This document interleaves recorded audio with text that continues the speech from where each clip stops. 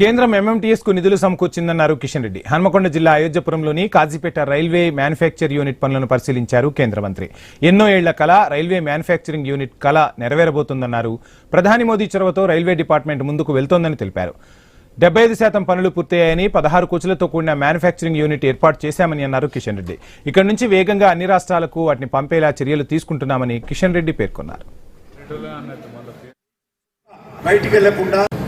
ఈ rail manufacturing unit సాకారం కాబోతుంది.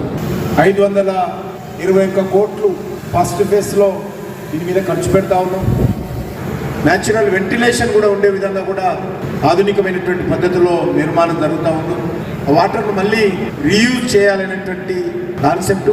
అదేవిధంగా ఇక్కడ పడేటువంటి ప్రతి నీటి చుక్క బయటికి వెళ్లకుండా రెయిన్ వాటర్ హార్వెస్టింగ్ సిస్టాన్ని కూడా చేయాలనేది ఆ రోజు ప్రధానమంత్రి గారు నిర్మాణ విషయంలో చెప్పిన విషయాన్ని సందర్భంగా మనవేస్తున్నాం.